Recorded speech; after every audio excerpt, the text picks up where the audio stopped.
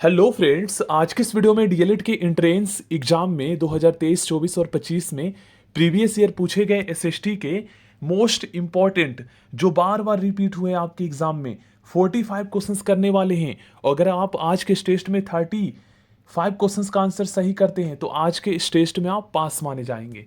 तो चलिए friends start करते हैं। पहले आप क्वेश्चन देखिए। ओके, कितना ज़्यादा इंपॉर्टेंट क्वेश्चन है। देखिए, अब आपसे बिहार का शोक बार बार नहीं पूछेगा कि किस किस नदी को कहा जाता है। अब आपसे बंगाल का शोक और उड़ीसा का शोक, छत्तीसगढ़ का शोक पूछेगा, कौन सी नदी को कहा जाता है। याद रखिएगा, देख लीजिए क्वेश्चन देखिए पहले। दक्षिण भारत की गंगा किसे कहा जाता है। चलिए शुरू करते हैं।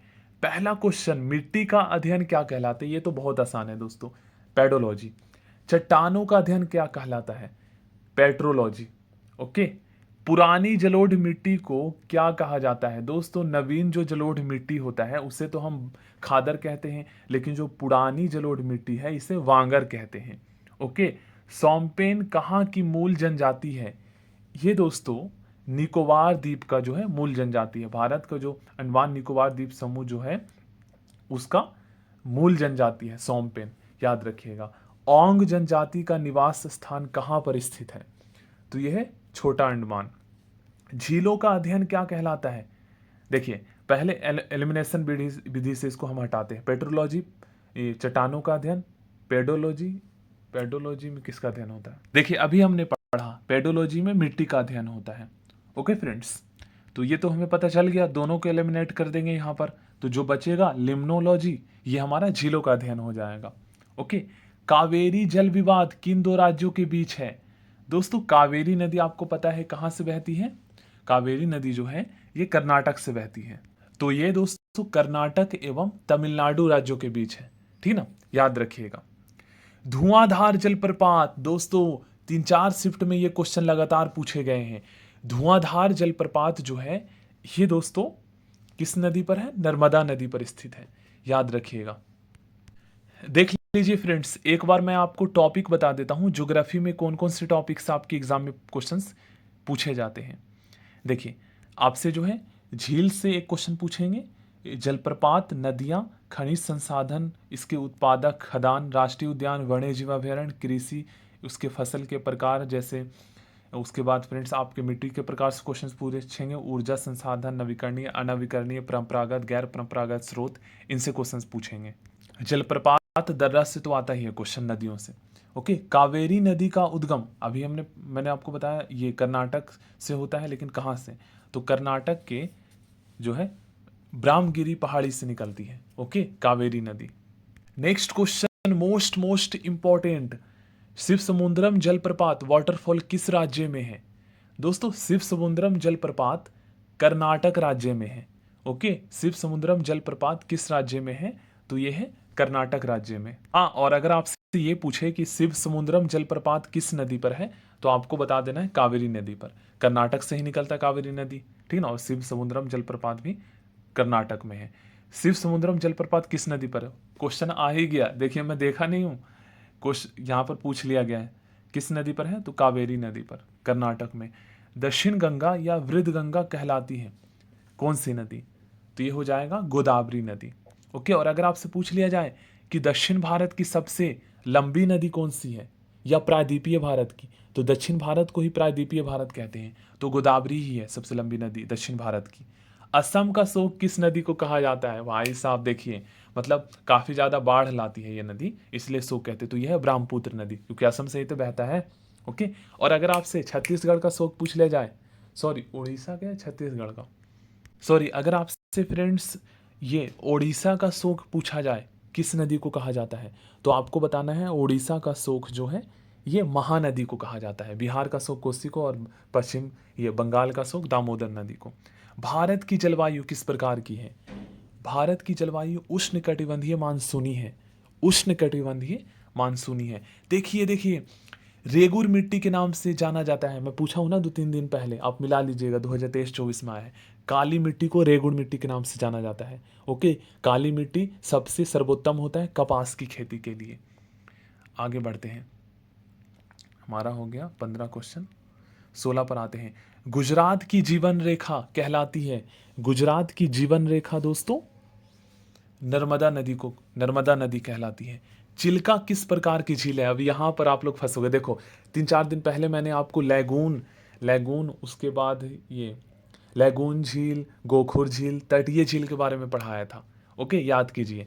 तो देखो गोखुर झील जो होता है ना, ये नदियों के तटों से अलग होता है, मतलब नदियों द्वारा निर्मित होता है। और जो लैगून झील होता है, जिसे हम ये तटीय झील कहते हैं, ये समुद्र के तट से अलग होता है। जैसे सैंड्स, मतलब कि बालू के अवरोध के द्वारा, प्रवाल भीति के द्वारा थोड़ा अलग हो जाते हैं उससे, तो इसे तटीय या लैगून झील कहते हैं। तो चिल्का लैगून झील है। ओके, याद रखिएगा। क्रेटर झील कौन है? तो क्रेटर झील जो ज्वालामुखी के द्वारा उद्गार हुआ है, जैसे ये महाराष्ट्र में है। ठीक है, याद रखिएगा। लोनार झील जो है महाराष्ट्र में, वो क्या है? क्रेटर झील, याद रखिएगा। विश्व का सबसे बड़ा मानव निर्मित झील, देखिए विश्व का सबसे बड़ा मानव निर्मित झील यहाँ पर पूछा गया है, तो ये हो जाएगा यहाँ पर मिड झील। ओके, मिड झील। अगर आपसे पूछा जाए भारत का, तो गोविंद वल्लभ पंत सागर झील भारत का सबसे बड़ा मानव निर्मित झील है। ओके, ओडिशा का शोक किस नदी को कहा जाता है? देखिए आ ही गया, महानदी को कहा जाता है। शिप्रा किसकी सहायक नदी है? देख लीजिए, सहायक नदी से भी पूछा जा रहा है, तो ये फ्रेंड्स चंबल की सहायक नदी है शिप्रा। ओके, शिप्रा जो है चंबल की सहायक नदी है।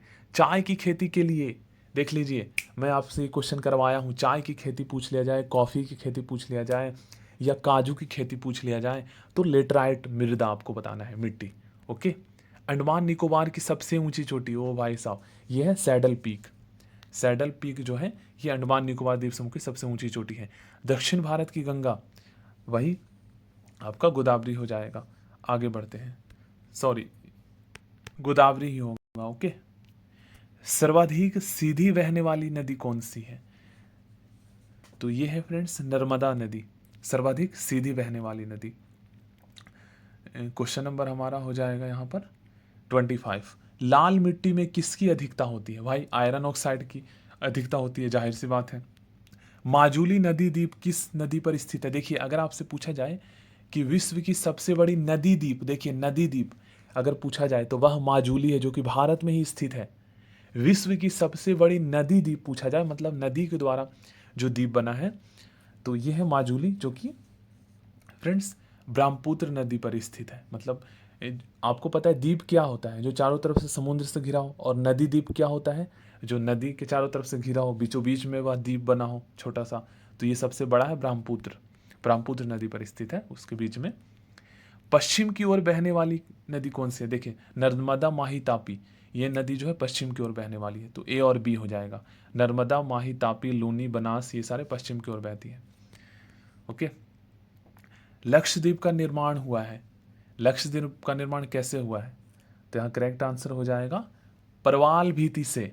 लक्षद्वीप का निर्माण प्रवाल से हुआ है। ओके, काली मिट्टी का निर्माण किस चट्टान के टूटने से हुआ है? दोस्तों काली मिट्टी का निर्माण जो है ये वेसाल्ट चट्टानों के टूटने से हुआ है। याद रखिएगा, काली मिट्टी का निर्माण वेसाल्ट चट्टानों के टूटने से हुआ है। मतलब कि वेसाल्ट चट्टान जो है ना, ज्वालामुखी के लावा से बनता है, याद रखिएगा।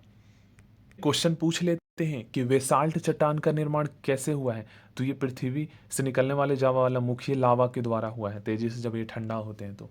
ओके, कपास की खेती के लिए उत्तम मिट्टी काली मिट्टी को कपासी मृदा भी कहते हैं। भारत का सबसे बड़ा कृत्रिम झील देख लीजिए, आ गया गोविंद वल्लभ पंत सागर झील। ठीक है ना। अगर आपसे पूछा जाए कि रिहंद नदी किस पर स्थित है, तो गोविंद वल्लभ पंत सागर झील पर ही स्थित है रिहंद नदी, मतलब यहाँ से निकलती है। भारत का सबसे बड़ा कृत्रिम झील गोविंद वल्लभ पंत सागर हो गया। ओके, 31 हो गया हमारा।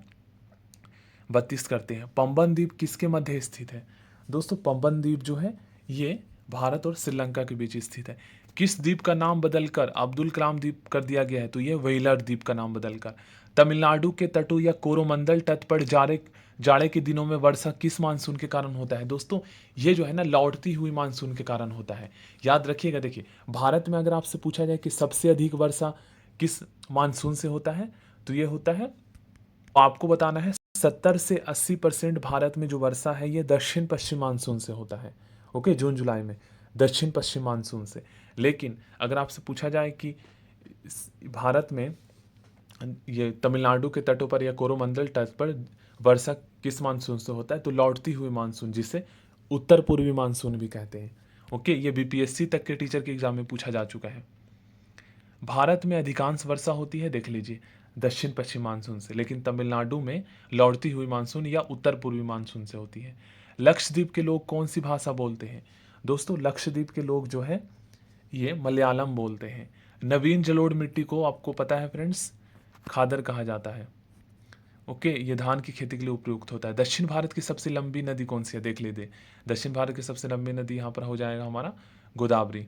ओके, बिहार का शोक किस नदी को कहा जाता है? भाई कितनी बार पूछेगा ये, बार बार, ठीक है ना। रबी फसल की बुआई कब की जाती है? रबी और खरीफ, तो खरीफ फसल की बुआई जून जुलाई में किया जाता है, और रबी फसल की बुआई जो है ये किया जाता है अक्टूबर नवंबर में। खरीफ फसल कौन सी है? जो मानसूनी, मतलब मानसूनी एक प्रकार से फसल कह सकते हो, तो ये फ्रेंड्स ये है मक्का।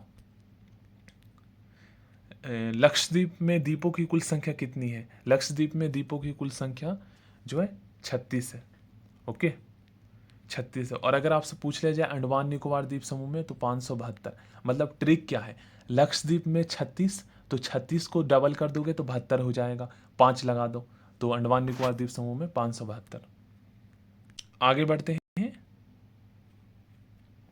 खरीफ फसल की बुआई कब की जाती है? जून जुलाई में। ओके, और रबी फसल की तो अक्टूबर नवंबर में। रबी फसल कौन सी है? देख लीजिए, धान तो होगा नहीं, गेहूं ही होगा यहाँ पर।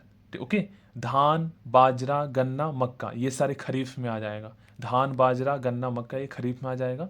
गेहूं यहाँ हमारा रबी फसल हो जाएगा, क्योंकि ये धान कटने के बाद जो है वही अक्टूबर नवंबर के लास्ट तक होता है इसका। अंडमान निकोबार द्वीप निर्मित है किससे? तो अंडमान निकोबार द्वीप समूह दोस्तों ज्वालामुखी उद्गार से निर्मित है। ऑप्शन ए यहाँ पर करेक्ट हो जाएगा। तो अगर आप और भी इंपॉर्टेंट क्वेश्चंस करना चाहते हैं